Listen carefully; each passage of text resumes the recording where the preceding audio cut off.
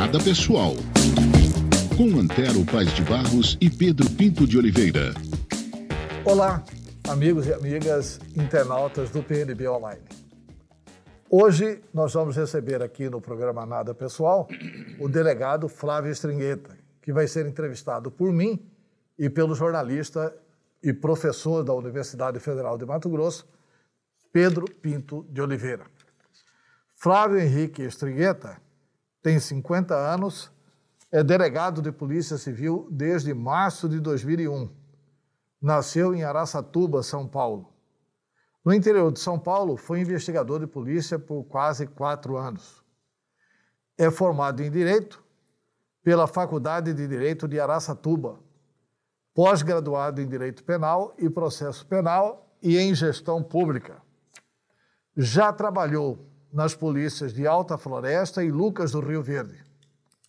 Em Cuiabá, passou pela Corregedoria da Polícia Judiciária Civil, Delegacia Fazendária, Gerência de Combate ao Crime Organizado e Gerência de Capturas.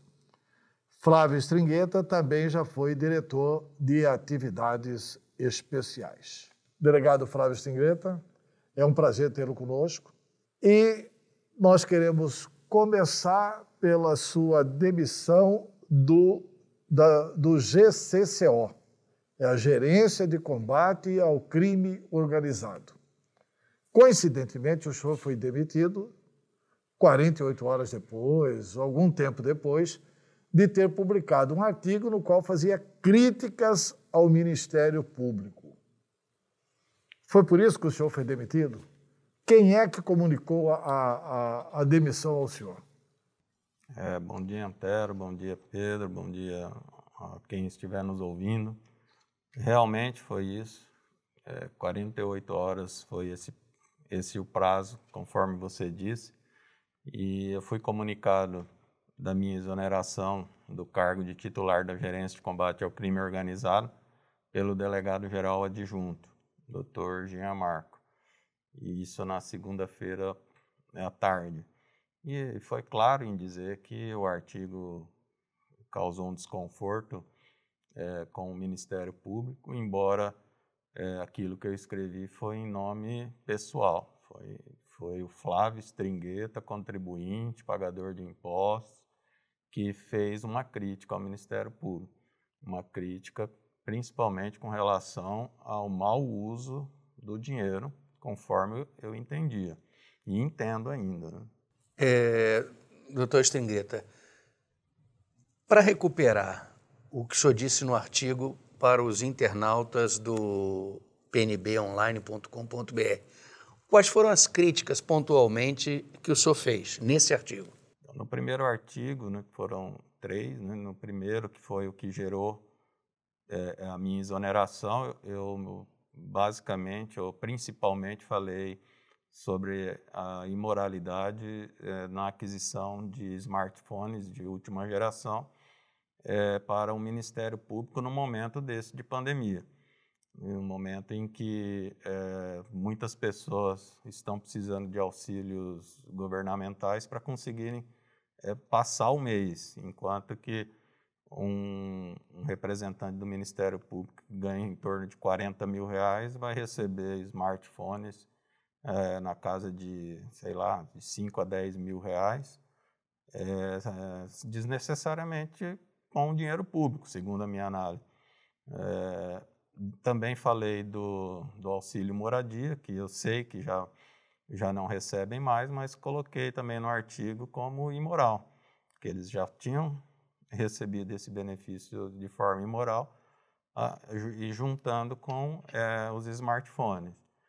E falei da repartição do 12º, segundo informações que a gente tem, no final do ano, quando sobravam 12º, num passado não muito distante, era rateado entre membros do Ministério Público. São informações que acredito que a gente vai conseguir demonstrar nessa ação que entraram contra mim. Num segundo artigo, eu falei também do auxílio Covid do Ministério Público. Então, foram esses 4 pontos principais que, segundo a minha análise, são imorais. membros do Ministério Público, contestando as suas afirmações, chegaram a afirmar o seguinte: olha, ele está acusando aqui o auxílio moradia, mas ele se beneficiou de auxílio moradia. E fazem referência quando o senhor foi delegado em Lucas do Rio Verde, é isso? Que o senhor tinha casa no local e mesmo assim recebia o auxílio moradia. O que de verdade tem nessa crítica do Ministério Público? Não, nenhuma. Eu nunca tive residência recebendo algum auxílio da prefeitura. Havia uma lei municipal para atrair profissionais para a cidade de Lucas do Rio Verde, assim como em inúmeras cidades do estado. Havia uma disputa à tapa com relação a vários profissionais, comandantes da Polícia Militar, defensores públicos, juízes, promotores. E eles ofereciam alguns benefícios para a gente. E no meu caso, não era especificamente o aluguel da residência. Havia um auxílio de custeio para a delegacia de polícia. E se sobrasse alguma coisa, poderia ser utilizado também no pagamento do aluguel do delegado.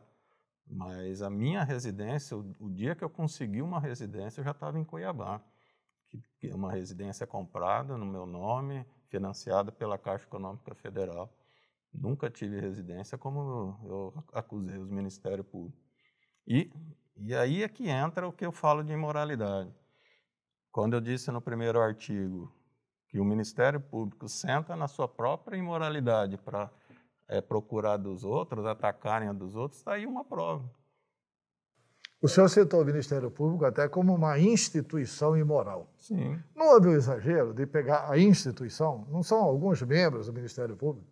Eu disse com relação às decisões de cúpula, porque tudo isso é decisão de cúpula, e aí você acaba tendo que colocar a instituição e não o membro do Ministério Público fim. Ele recebe um benefício que foi decidido em uma lei pela cúpula, que na minha visão é imoral. Foi nesse sentido que eu me referi. Quer dizer, a sua crítica é essencialmente a gestão que é feita no Ministério Público, garantindo esses privilégios e até buscando outros, como o senhor citou, a compra de smartphones caríssimos, de auxílio emergencial Covid, como o senhor citou, é isso? Imagine, Pedro... O auxílio Covid foi outro artigo, né? Sim, foi outro artigo, mas imagine, como que uma pessoa, um servidor que ganha 40 mil, precisa de um auxílio para morar? Você não tem condições de pagar sua própria moradia, como eu disse, o auxílio moradia. Por que você precisa de um smartphone dado com dinheiro público? Você não tem condições de comprar o seu? E no caso do auxílio Covid, eles estão em home office. O risco de serem contaminados é infinitamente menor do que o de uma enfermeira, de um médico que não tem o mesmo auxílio. Auxílio para quê? Para pagar plano de saúde? Quer dizer, o salário do representante do Ministério Público vai ser totalmente líquido? O resto tudo é o povo que vai pagar? Algum membro do Ministério Público falou com o senhor diretamente depois desse artigo? Houve uma manifestação pública de algum membro do Ministério Público defendendo a instituição ou a cúpula do Ministério Público, além da sua demissão? Para mim, ninguém me ligou, não conversei com nenhum membro do Ministério Público, mas houve manifestação do Procurador-Geral de Justiça, o José Borges. José Antônio Borges. José Antônio Borges, ele defendendo a aquisição dos smartphones, disse que é natural, que sempre aconteceu, que é normal, mas sem analisar que nós não estamos vivendo no momento natural. Não dá para você falar que é natural uma coisa num momento como esse, né, uma pandemia. E ele alegou também, no caso dos smartphones, que eles precisam de um equipamento que se adapte à tecnologia 5G. Nós nem sabemos quando que essa tecnologia vai chegar aqui no Brasil.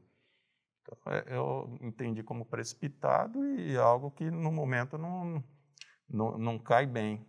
Agora, eu lhe perguntar, doutor Stringueta, o senhor recebeu alguma manifestação de apoio da sua classe, delegados ou de outras pessoas?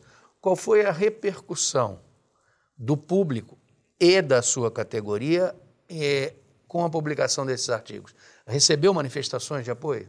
Olha, da minha categoria foi muito pouco. Alguns poucos delegados me mandaram no privado, no aplicativo de mensagens, né? Em público não tiveram, talvez, entre aspas, essa ousadia, né, de se manifestarem. Se houve uma retaliação a mim, um delegado já em fim de carreira com o nome que eu tenho, imagine com outros que não têm tanto renome assim, né? Então, eu entendo essa cautela em não se manifestar em público. Agora, o que me surpreendeu foi a manifestação popular. Foi grande, doutor? Muito grande. Em todos os sites que foi divulgado o meu artigo, os comentários que foram feitos foram 100% a favor, 100% contra as benesses que eu estava criticando. Foi assim, uma surpresa muito grande para mim. Parece que a sociedade estava esperando esse gatilho para falar também o que eles estavam sentindo. Mas o senhor, depois desse artigo, ou desses artigos, já que foram 3, o senhor foi processado pelo Ministério Público, né? O Ministério Público alega que o senhor fez acusações, que não conseguirá provar, etc. e tal. E a juíza, o juiz, aceitou a denúncia, e em função de ter aceito a denúncia, o senhor virou réu diante do Ministério Público. Não me preocupa isso, não, delegado? Preocupa, porque quem vai decidir é um juiz e não eu, né? Eu tenho convicção de que eu não cometi crime nenhum. Eu teria certeza se eu soubesse como seria o julgamento, mas não sei. Eu tenho, como eu disse, convicção de que os crimes não ocorreram e que eu serei absolvido. Nós vamos até a última instância para demonstrar que não ocorreu nenhum crime. Mas preocupa porque é aquilo que a gente sabe, cabeça de juiz, ninguém sabe, né? E os crimes dos quais o senhor é acusado é de calúnia, injúria e difamação, é isso? Correto. Mas não vejo nenhum dos 3 enquadrado ali na O senhor se sentiu que o delegado que lhe comunicou, como que é o nome dele mesmo? Jean Marco Pacola Capuani. Jean Marco Pacola. Ele estava tranquilo quando ele lhe comunicou? Não. Como que era a feição dele? Porque não traz um captus diminuto para a Polícia Judiciária Civil. Sim. Ficar assim, querendo... Não é nem o Ministério Público que pediu, talvez a própria polícia que quer agradar o Ministério Público. Com certeza. Ele não estava nem um pouco à vontade durante a conversa, talvez por nós éramos amigos antes disso tudo acontecer, hoje eu não sei. Ele foi meu padrinho de casamento, então, obviamente, não era uma conversa muito fácil. Ele alegou que esse desconforto com o Ministério Público poderia gerar atritos com novos TACs, né? A Polícia Civil depende muito de termos de ajustamento de conduta. O Ministério Público faz esses termos e ele distribui o dinheiro dos TACs.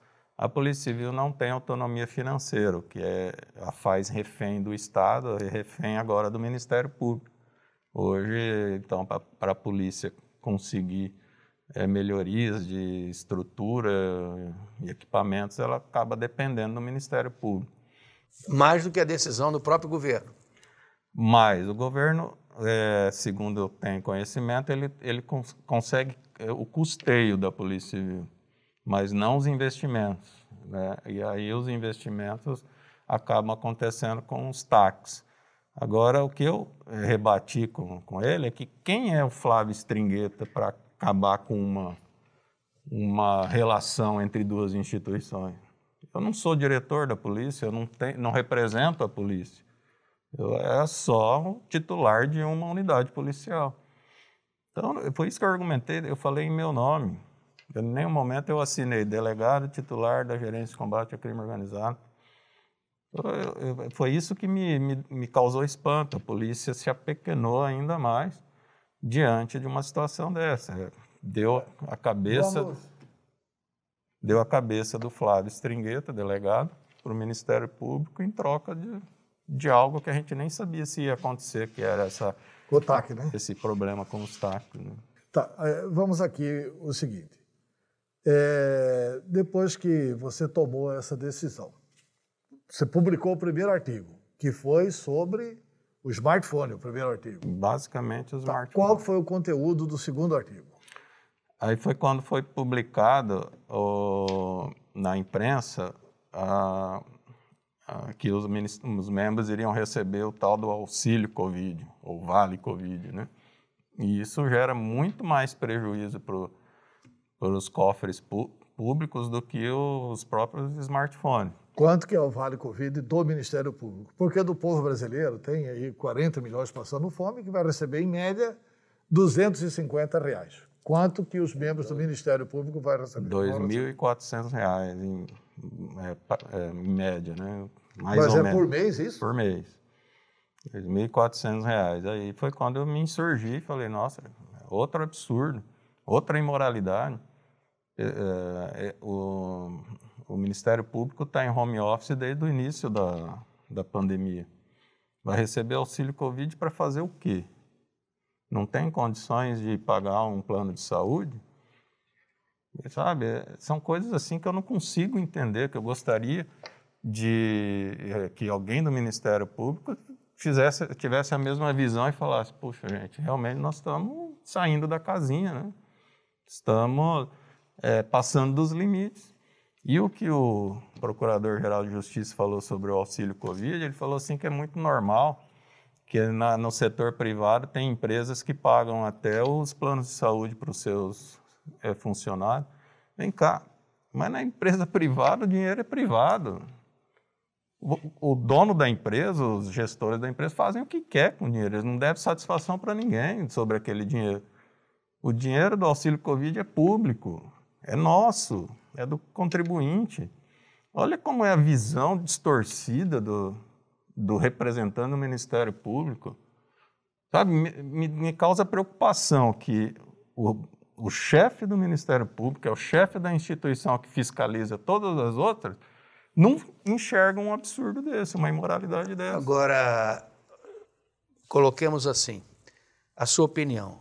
O senhor acha que se o senhor não fosse delegado de polícia, fosse um profissional liberal, um médico, um jornalista, qualquer outra profissão, o senhor acha que ainda assim o senhor sofreria algum tipo de retaliação? O que eu quero dizer é o seguinte, se essa postura de retaliar e de não aceitar a crítica, isso demandaria algum tipo de retaliação para qualquer outro profissional, qualquer outro cidadão que não fosse um delegado de polícia? Eu acredito que não, né? Eu tenho uma receptividade na imprensa muito boa. Então, quando eu falo alguma coisa, parece que ecoa mais longe. E teve uma amplitude muito maior, talvez, do que se fosse um artigo de um profissional liberal, como você falou. E isso pode ter incomodado mais ainda. E eu estava falando há pouco, antes do início aqui, dá a impressão que o Ministério Público pensa assim, como ousa esse sujeito, esse reles delegado de polícia, vir e falar essas coisas de nós? Dá essa impressão. Não pode. Como que um simples delegado de polícia fazer algo assim? Eles, obviamente, demonstram que se sentem superiores a todos os outros. Eu sempre digo para as pessoas, quando eu dava aula, né, você quer ficar rico, vai para a iniciativa privada. Quer ser servidor público, você vai ter uma vida modesta, tranquila. Mas, pelo jeito, não. Os membros do Ministério Público e do Judiciário têm uma vida acima do padrão até privado. É uma coisa estranha, né? Então, parece que eles se sentem acima de nós. E não são. Não há hierarquia entre delegado, promotor, juiz. Não existe. Nós estamos cada um na sua função, cada um no seu quadrado, né?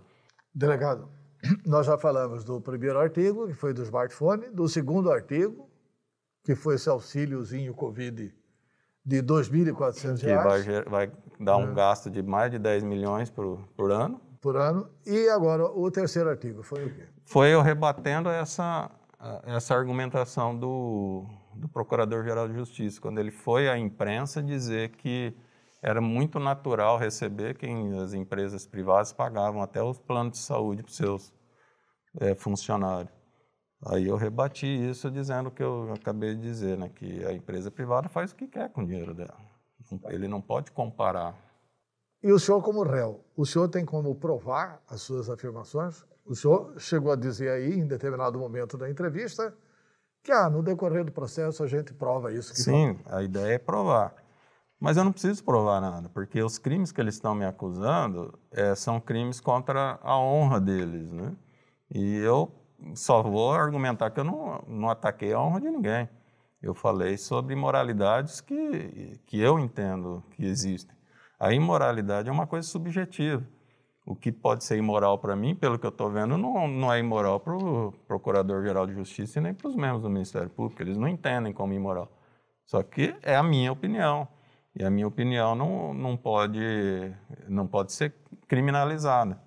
O que eu disse é que a ideia é tentar provar o rateio do duodécimo, da sobra do duodécimo de uns tempos para cá. Essa é uma ideia que eu desejo comprovar. Agora, se eu não o senhor já investigou isso? Tem como provar isso?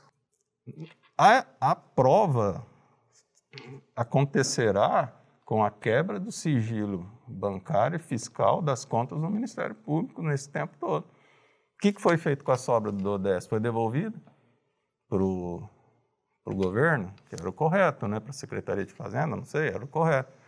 Se foi, tá bom, não provei. Se não foi, para onde foi? É isso que a gente vai querer saber. E eu acho que a sociedade tem direito de saber isso, porque o dinheiro é da sociedade. Mas isso também é objeto da ação que o senhor está sofrendo. Então, eles falaram que por eu ter dito isso, eu cometi o crime de calúnia. Calúnia é um crime que você atribui um fato criminoso a alguém sabendo que isso não aconteceu. Eu não sei se aconteceu ou não. Eu já ouvi dizer muitas vezes, até por promotores de justiça, que acontecia. Então não é crime de calúnia. Agora nós vamos discutir isso. Ó. Eu não cometi o crime, mas vamos provar, vamos pedir para o juiz quebrar o sigilo. Mas o smartphone e o auxílio Covid de 2.400 são fatos e que só fez uma crítica de uma questão moral. E que eles nem negam, né? Não tem nem como negar. Uma das coisas que eles falam é que eu falei do... E você não citou que é ilegal, né? Você falou que é imoral. Isso que eu ia dizer agora. Uma das coisas que eles alegam é que o auxílio moradia era legal. Eu falei, mas eu não falei que era ilegal. Eu disse que é imoral. Até porque havia informações de que se o promotor fosse casado com uma promotora ou uma juíza, que também recebia auxílio moradia, recebiam 2 auxílio moradia. Mas eles moram em casas diferentes, tem 2 custos para a mesma casa. Então foi isso que eu aleguei. E eles estão dizendo que isso é mentira, que não podia, que não sei o que, juntaram até a lei do Ministério Público lá para dizer isso. Mas a lei não demonstra que eu falei alguma coisa irregular. Delegado Jangueta, eu não poderia encerrar a entrevista sem tocar num assunto que diz respeito à sociedade. Um dos crimes mais hediondos praticados contra a população de Mato Grosso foi o praticado pelo governo Pedro Taques, no que se refere ao episódio que ficou conhecido como Grampolândia Pantaneira, que dizem que mais de 70 mil pessoas foram grampeadas no estado. O senhor conduziu parte dessas investigações. Primeiro, por que esse processo não andou? Por que esse processo está parado? Por que a delegacia, conduzida pela doutora hoje, Ana Cristina Felder, sua substituta, até hoje não apresentou a conclusão do inquérito? Porque o Ministério Público acusa a delegada de não ter concluído o inquérito, razão pela qual ele, Ministério Público, não pôde fazer a denúncia. Outra afirmação do Ministério Público que é ridícula, né? O Ministério Público, quando eu entrei na Grampolândia, em maio de 2017, nós ficamos até final de outubro de 2017. Todas as nossas manifestações, todos os nossos pedidos, tanto eu, e logo depois a Ana Cristina, e depois nós dois em conjunto, em todas as manifestações o Ministério Público se manifestou contrário, em todas. A gente representou por quebras de sigilo, e a manifestação deles era contrária. A gente representou por prisões, era contrário. Por afastamento, eles eram contrários. O desembargador Orlando Perry tinha uma atividade muito mais dura porque ele tinha que se manifestar ainda justificando o porquê que ele estava contra o Ministério Público. Então, atrapalhou mais ainda. O próprio Ministério Público atrapalhou a investigação, que agora ele está dizendo que a delegada não está conseguindo levar direito. E no caso enquanto nós estávamos com a investigação aqui, o governador Pedro Táxi devia estar extremamente desesperado, porque ele não era ainda investigado. E a gente acreditava que ia chegar até ele, porque ele era o único beneficiado pelos grampos. Mas ele não era ainda investigado. Ele, no desespero, ele fez um pedido para o STJ dizendo que ele era suspeito, então que ele não podia correr por aqui, porque ele sabia que se corresse por aqui, até o final daquele ano a gente tinha pegado todo mundo. Aí foi para o STJ. Mas tinha pegado como? Porque a exclusividade da denúncia não é do Ministério Público. Vocês apuram tudo, levam para o Ministério Público. O Ministério Público é contra, e aí? Se ele não oferece a denúncia, e aí? Eu estou falando mas a tecnicamente com relação ao direito penal. Você tem razão, mas a investigação acabaria com indiciamentos, com talvez até prisões e com a resposta que a sociedade queria. Aí o Ministério Público, sentando em cima da denúncia, ele ficaria com essa pecha. Por que o Ministério Público tem esse comportamento neste episódio da Grampolândia Pantaneira? O senhor acredita que tem gente do Ministério Público envolvida nisso? Acredito. Acredito que eles estavam se autoprotegendo. Porque em várias manifestações deles, eles falavam assim, que quem investiga o Ministério Público é o Ministério Público. Mas nós estamos investigando algo maior. Você começa uma investigação sem investigar um membro do Ministério Público, mas se você chegar nele, casualmente, aí você pega aquela parte da investigação e encaminha para o Ministério Público. Não havia sentido em eles temerem isso, só que havia denúncias, né, denúncias entre aspas, né, falando que os membros do GAECO faziam barriga de aluguel. Então, talvez esse era o medo deles. De descobrir isso. E ficou, o Cabo Gerson... Cabo Gerson delatou. Delatou, está lá no interrogatório dele. Inclusive com participação da juíza, benefício da juíza Selma Arruda, está no interrogatório dele. Quer dizer, o senhor falou aí, eu quero voltar para a magistratura. O senhor falou de uma juíza beneficiada, a ex-juíza Selma Arruda, que depois foi senadora e que depois foi cassada. E o senhor falou da posição dura, firme, determinada do desembargador Orlando Perry. O senhor atribui ao desembargador Orlando Perry o que pôde avançar e o que teve de contraponto a essa posição do Ministério Público? Com certeza. Nós não teríamos chegado tão longe se não fosse o pulso firme dele, a caneta pesada dele. A Polícia Civil... ela não tem essa força toda. E agora ficou demonstrado, né, nesse episódio da minha exoneração. A Polícia Civil de Mato Grosso foi a primeira e até hoje a única Polícia Civil do Brasil que prendeu secretários de Estado em exercício, que afastou um secretário de Segurança Pública. Né? E afastou um secretário de Segurança Pública do cargo. Que foi o Roger Jarbas, né? E nós só tivemos críticas, né? Agora, só para concluir, a investigação da Grampolândia, ela ficou parada no STJ de outubro de 2017 até março ou abril de 2019. Não andou, não juntaram uma única folha na investigação. E em 2019, a doutora Ana Cristina assumiu novamente. É difícil você ter um negócio parado e recomeçar. Então tem que refazer alguns atos, tem que ouvir pessoas que já estavam prontas para ser ouvidas. Então as coisas... O senhor acredita que vai chegar a bom termo, vai chegar ao fim? Tenho certeza. Tenho certeza que logo nós vamos ter novidades aí. Para encerrar, delegado, é o seguinte. O Ministério Público, como um dos últimos argumentos, fala assim: o delegado Flávio Stringheta está dizendo isso porque ele é candidato. O que o senhor tem a dizer quanto a essa crítica do Ministério Público? Eu não vejo nem e se o senhor é candidato ou não? Eu não vejo nem como crítica, eu vejo assim como um ato de desespero até, né? Porque eles não estão então rebatendo o que eu disse, e sim estão querendo arrumar um motivo para o que eu disse. Não muda nada o contexto. E se eu for mesmo, se tiver interesse em ser candidato, muda alguma coisa do que eu escrevi? E se eu não tiver interesse, muda? É a mesma coisa. Só que não, eu não sou candidato, nunca me filiei a nenhum partido, não tenho interesse nisso e deixo o futuro a Deus. Se no ano que vem for outro cenário, outra situação, outra coisa, aí pode ser, não sei. Hoje eu não seria. Delegado Flávio Stringheta, muito obrigado pela entrevista. Na próxima quarta voltamos com mais um Nada Pessoal. Até lá. Nada Pessoal, com Antero Paz de Barros e Pedro Pinto de Oliveira.